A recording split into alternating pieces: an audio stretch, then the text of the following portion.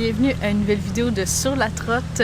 Hier, on a pris l'autobus pour sortir du Cambodge puis pour rentrer en Thaïlande. Fait que bienvenue à Bangkok! On est arrivé hier soir au souper, comme j'ai dit. On a juste mangé au petit restaurant qu'on a à notre hôtel auberge. Puis c'était déjà excellent. Juste pour choisir où est-ce qu'on allait souper, c'était vraiment difficile de choisir parce que tout était extrêmement bien noté. Tout était comme 4.5 sur 5. Bref, là, on commence notre journée un peu tard, il est midi. On s'est arrêté au 7-Eleven.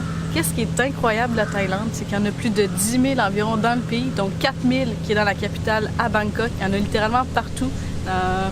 Tu peux en trouver plusieurs juste dans comme un bloc, là, c'est fou. Dès en bas de notre hôtel, on en a un. On s'est dit qu'on allait dîner là. Très pas cher, les onigiri, excellent. On a pris un petit rouleau suisse à l'orange, encore une fois, excellent. On a décidé de goûter à la Fanta. Comme vous pouvez voir, c'est ananas, orange, banane. Ça goûte la gomme ballon. En tout cas, j'ai déjà hâte de retourner au 7-Eleven. Il y a plein de petits kiosques de rue pour manger. Sérieusement, la nourriture est abondante. Là. On va vraiment bien manger ici, c'est certain.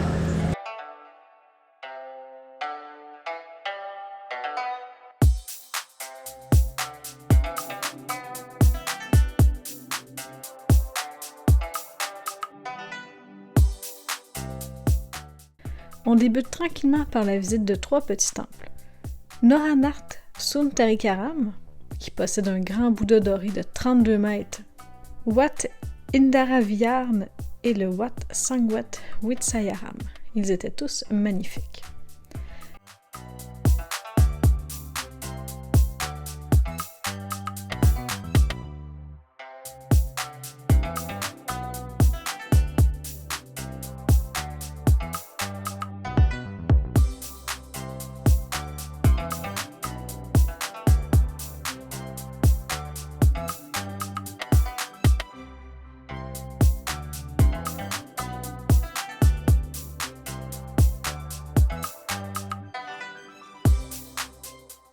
Surnommée la Venise d'Asie, on comprend bien son surnom avec ses nombreux canaux.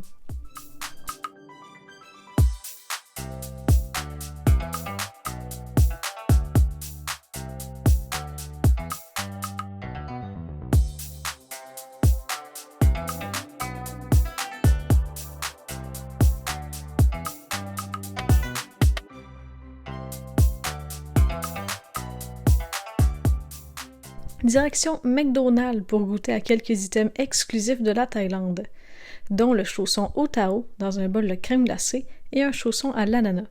Quel délice! La rue Khao San est bondée de touristes. On retrouve des souvenirs, des kiosques d'insectes, des bars, bref, l'endroit idéal pour fêter. C'est pas trop notre truc, mais on a bien apprécié l'ambiance de la rue des backpackers.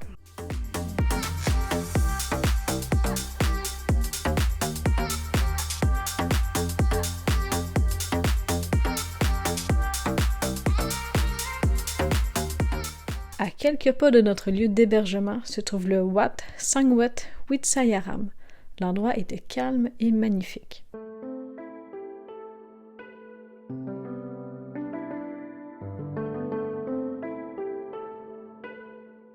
Pour terminer la journée, quoi de mieux qu'admirer le coucher de soleil face au Wat Arun? Nous sommes allés sur un ancien quai pour ensuite aller au point de vue plus bondé, mais plus sécuritaire.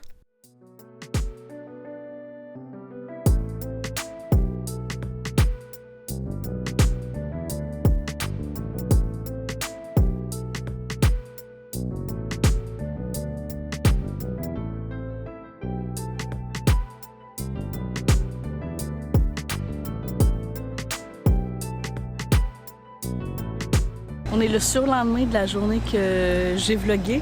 Comme vous avez vu, on a visité 2 temples. Ce que j'ai pas dit par contre, c'est qu'on s'est fait aborder par un tuk-tuk qui nous a offert de se rendre à ces 2 temples-là pour un montant dérisoire. C'était moins que 2 $ pour nous deux.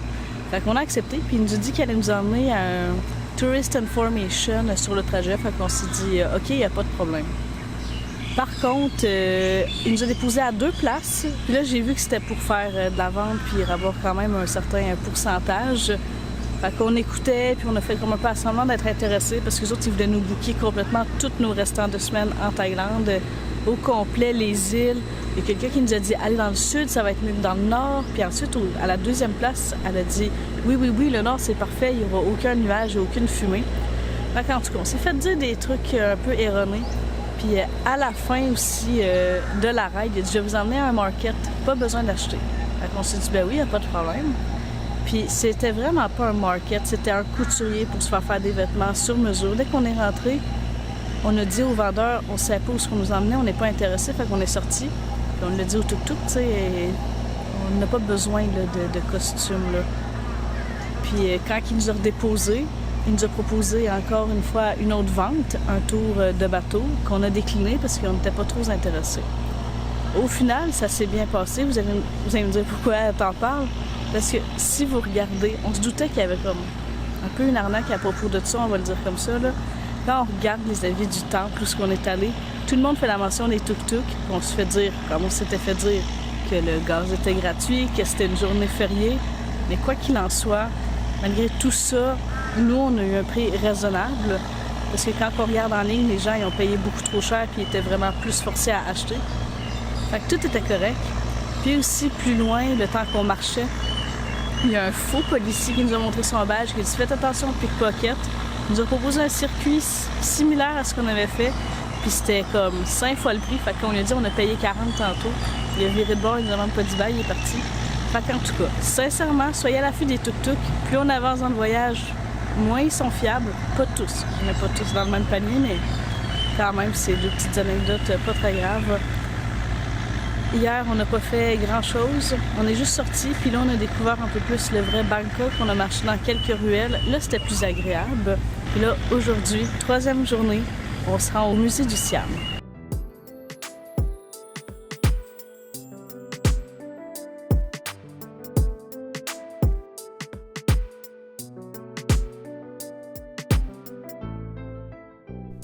Le musée du Siam est très instructif et permet d'en apprendre plus sur le pays.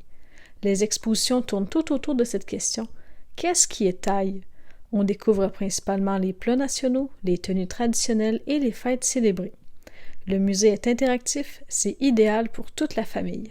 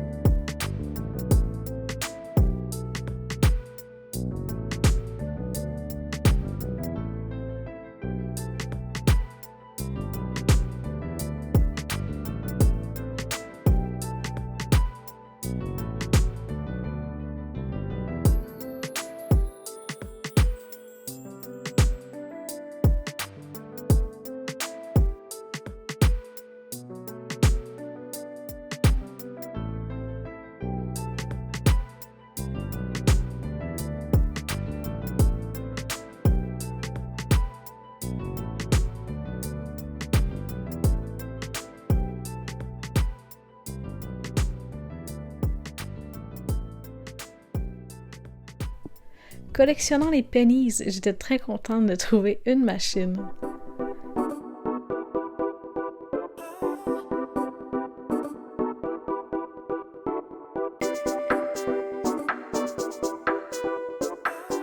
Nous sommes allés voir un marché de fleurs avant de se diriger vers le Chinatown en métro pour la première fois.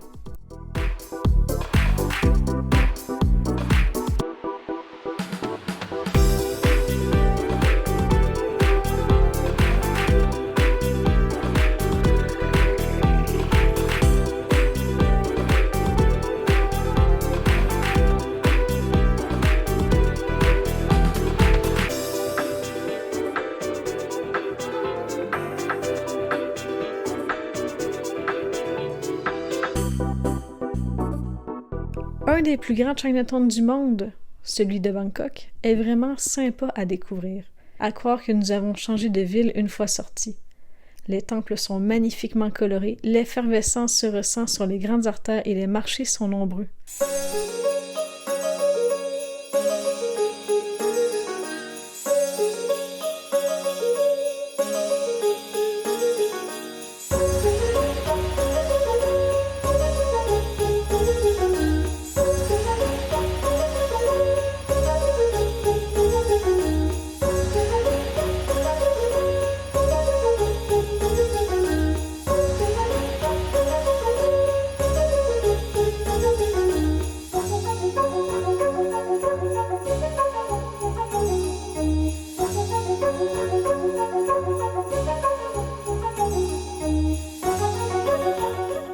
Nous avons passé dans une rue couverte remplie de magasins. On y trouvait de tout.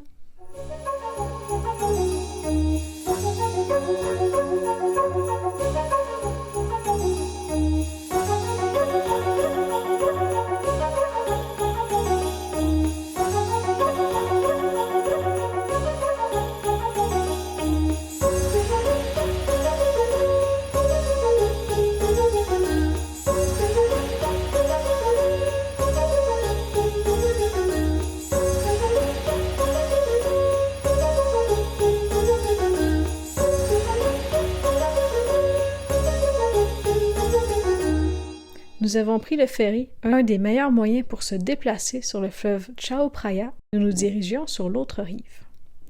Nous étions très intrigués d'aller voir un des plus récents et plus gros centres d'achat de Bangkok, qui est l'Icon Siam.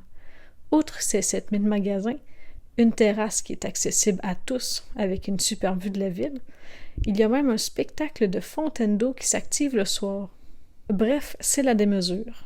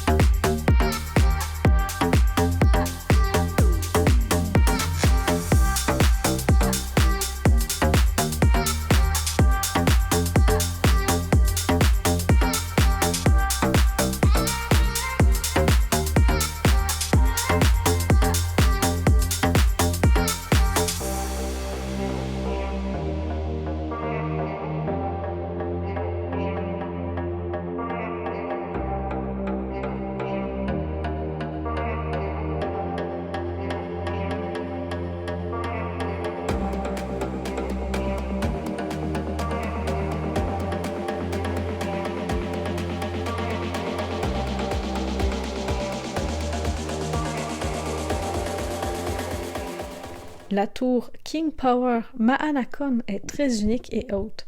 C'est la deuxième plus haute tour de la ville avec ses 314 mètres.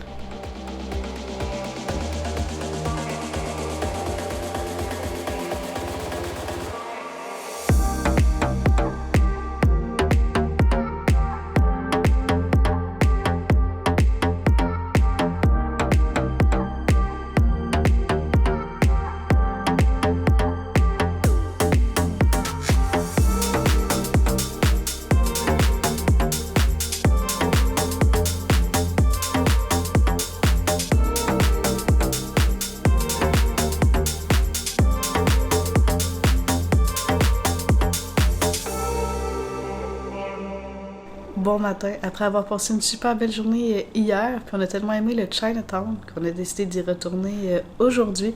Il y a quand même plusieurs places qu'on n'a pas fait. On va y aller à pied. C'est environ 1 heure de marche, mais ça va être le fun parce qu'on va suivre un canal, puis ensuite on veut repasser à travers le long marché couvert.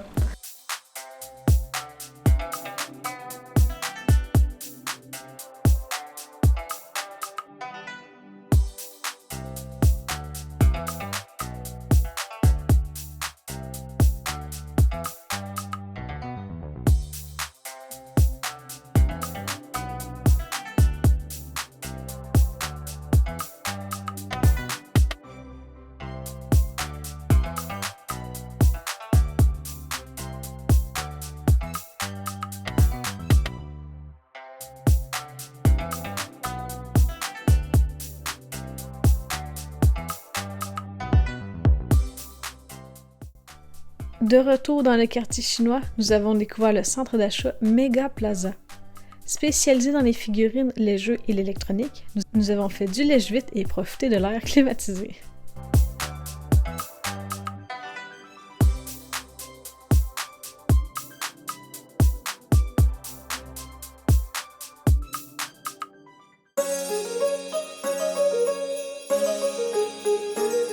Le Wat Mang Kon est sublime avec ses innombrables lanternes. C'est le plus important temple bouddhiste chinois de Bangkok.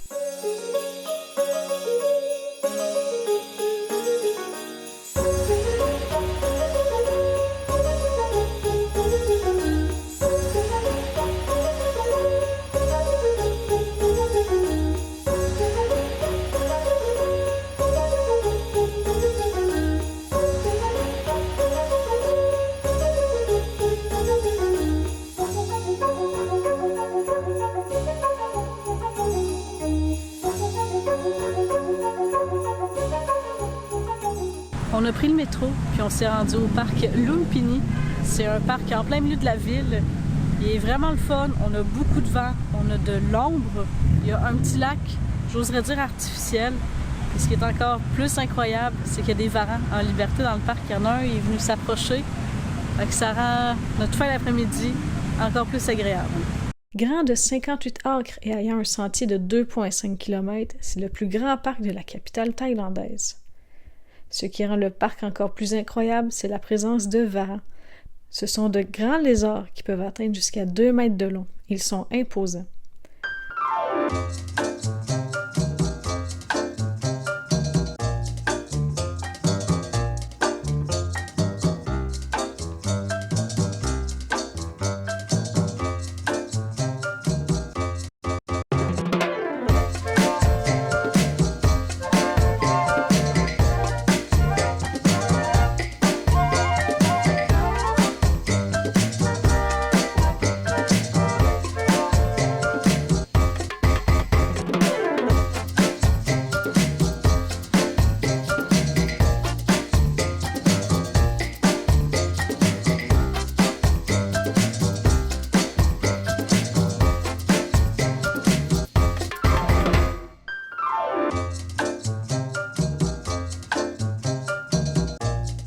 Quelle surprise d'être témoin d'une bataille entre deux varans.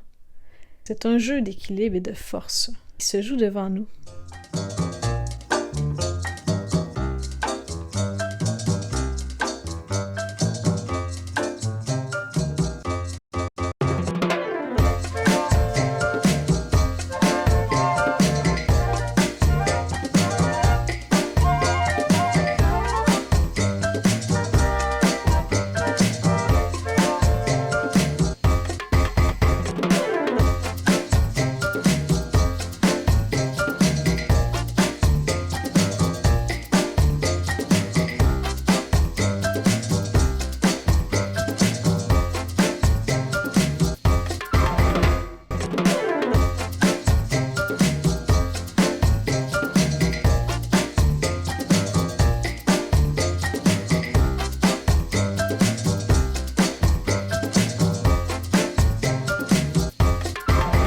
On est à notre avant-dernière journée de visite à Bangkok. J'avais un bris après mon sac à dos, fait que j'avais demandé à la réception de l'hôtel s'il y avait une place que je pouvais réparer ça, très clairement dans la plus grande ville de l'Asie du Sud-Est. Puis une des dames qui travaille ici, elle m'a dit « Tu viendras me voir demain matin », tu sais. Fait que je suis allée, puis elle est venue me porter à une petite couturière dans la rue. Je lui ai donné mon sac, elle m'a dit un prix, puis là, on va aller le chercher. Puis là, on va enfin manger une poutine. Ça fait très bizarre à dire, mais Bruno Blanchette, un Québécois, a son restaurant ici à Bangkok qui s'appelle Bangkok Poutine. Fait qu'on va aller y goûter. Après environ 4 mois sans poutine, on a quand même hâte de goûter et de voir. Semble-t-il que c'est du vrai fromage en grains. C'est ce qui est affiché à l'avant, là. Ben, du moins, on peut en acheter. Ouais, c'est ça. Antoine est comme ça en arrière, fait que on va voir. On a regardé un peu quoi faire cet après-midi. On est un peu perdu. La ville est tellement grande, les déplacements sont pas nécessairement difficiles parce qu'il y a quand même le métro, le SkyTrain, il y a le bateau.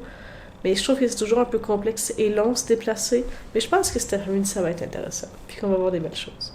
Quel réconfort de manger de la nourriture québécoise. Pour être aussi loin de la maison, la poutine était un délice.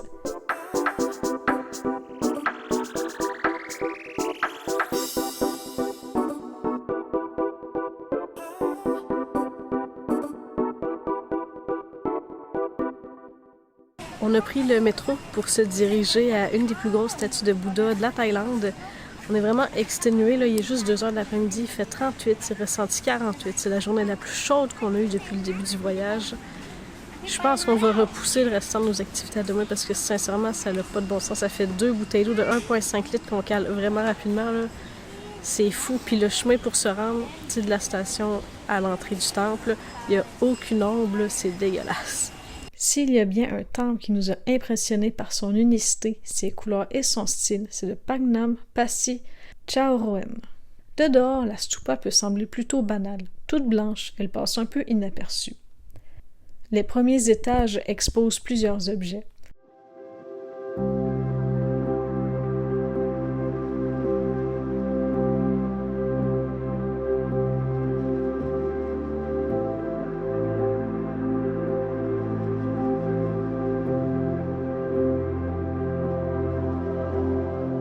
C'est une fois rendu au 4e étage que l'effet wow arrive. Regardez, son plafond est hypnotisant. Les couleurs sont vives, les détails sont nombreux. C'est assurément une des plus belles choses qu'on a vues du voyage.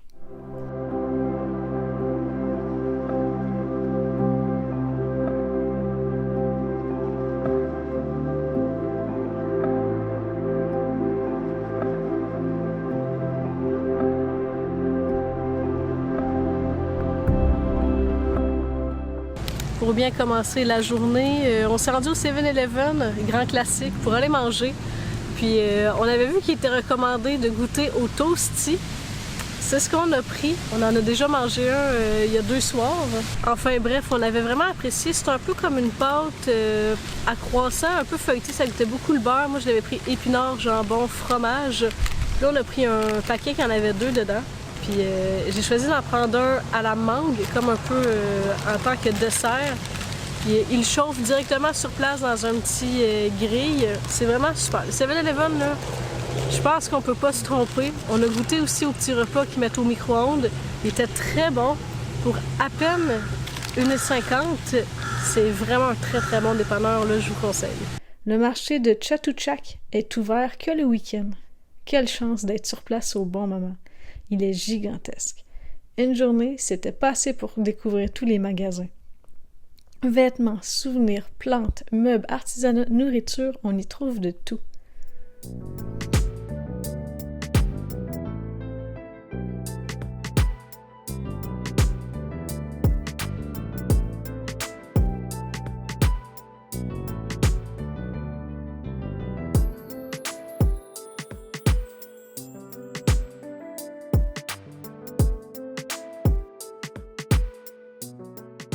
Nous avons terminé notre séjour à Bangkok en se rendant au Yaowarat Road, la rue principale du Chinatown.